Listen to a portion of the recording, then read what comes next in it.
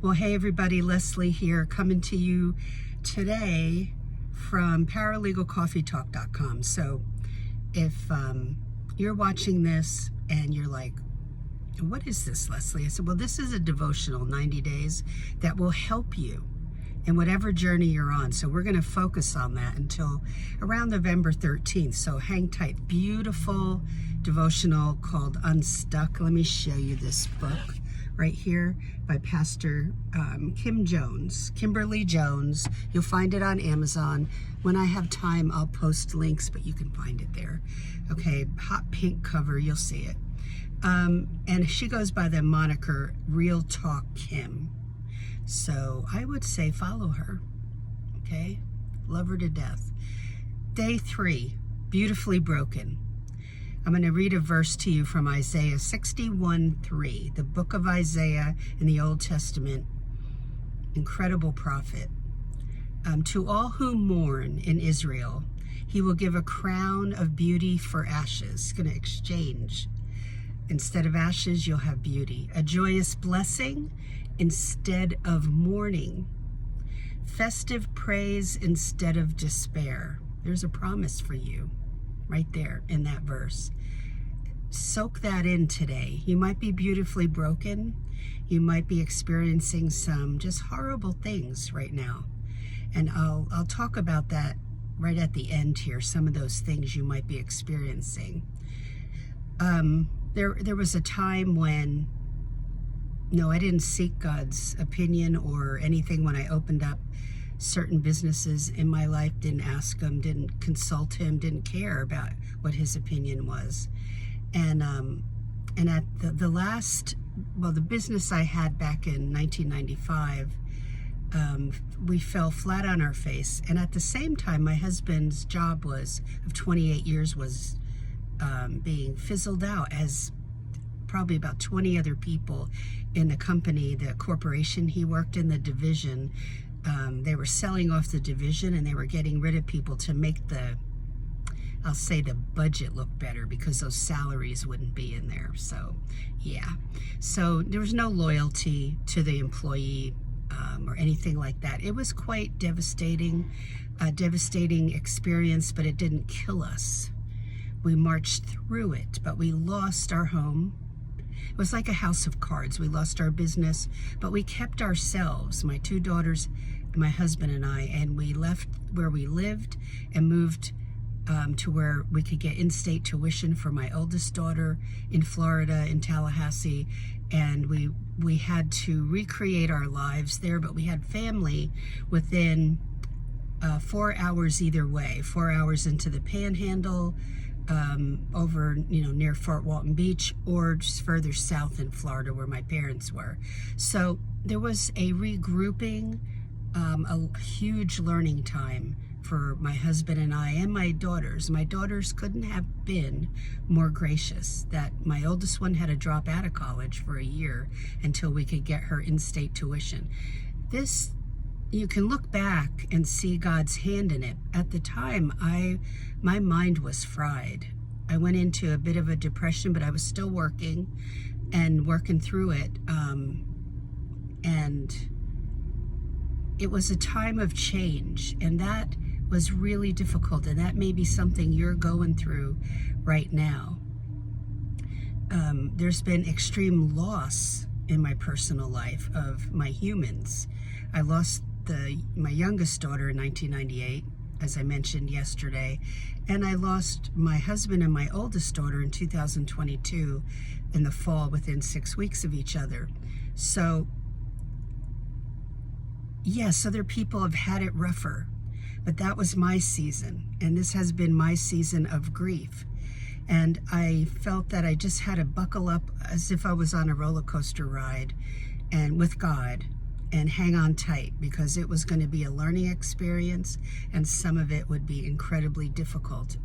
And so that's why I wasn't making videos for a while. I needed to get alone with God and just soak all of it up and traverse through it, and then start to make the path to where he wanted me to be again, whatever that looked like. I didn't know what it would look like. So Was I broken? Yes, I felt broken at times.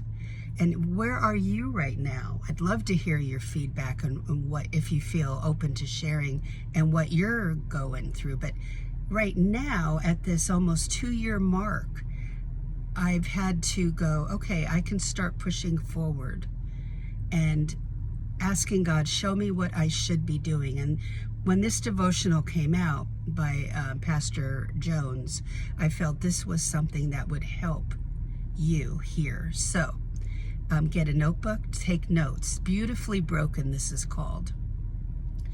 When we look at other people, we may think that they have it made. You know, the king of Israel, King David, the same David who was, through God's power, able to kill the giant Goliath when Goliath was threatening the Israelites. That same David was made king of Israel.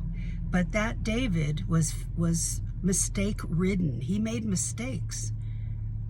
You know, he had his top military man killed so he could sleep with that man's wife, Bathsheba. So he made mistakes, and he fell on his face before God, asking for forgiveness. Other people in his life, a priest in David's life, called him out. Said, you got to get right before God. And so he called out to God for mercy. I kept telling God last summer, and still today, God, show me what you want me to do. Show me what you want me to do. I don't want to do what my flesh wants to do. Get on your face before God and ask for mercy. Allow God to walk beside you. He won't force himself on you. There are times last year I felt like I was drowning in despair, for sure. Totally, because of working through my daughter's estate and property, her condo that I had to sell as the executor of a non-existent will. There was no will. And so there were times when I felt for about 5 months that I'm hitting a brick wall. But I had to stand back, and I felt the Lord saying, Leslie, do you trust me? Do you trust me to take this? Give it to me. And so I stopped carrying that burden of that and gave it to him and said, Lord, I can't do anything. I wanted to do the right things, but it's up to you to handle this, because I can't do anything. And so you can have it your way, and then ask yourself, how's it going? How's that working for you? And I had to go, I can't have it my way. It's at a standstill, and I'm in stagnation with this, and nothing's working. Give it to him, and he worked it out. So what's driving you right now? Fear, anger, I'll list some of these. Unbelief, helplessness, pride, your past. You keep looking back. Loss, you feel neglected, grief, you're kind of working on others' time frame and not your own, and between you and God.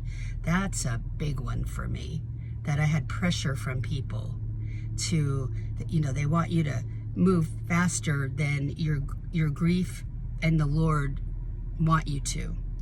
And that's a control factor of other people. You don't have to listen to other people. You stick close to the Lord, get in his word, go through this devotional with me. Your life is going to change because of what God's going to teach you. Not because of me, but because of what God's going to teach you. Now, if you're watching this because you're interested in the paralegal field and there's a lot of fear and hopelessness, helplessness going on in your mind right now and getting in and all that, just go stick with me in this devotional. Most importantly, during the next 90 days, take notes. And I want you to go to my website, paralegalcoffeetalk.com, and just look for the Paralegal Resource Hub and watch some of those videos there, comment, ask questions, because it'll take you to sign up for my free hub. And then I'm going to launch my membership this fall, coming soon, but not right now. We're going to go through more of this devotional, okay? But take notes and soak up what God's trying to tell you, and your life is going to change. in the next 90 days. Take care.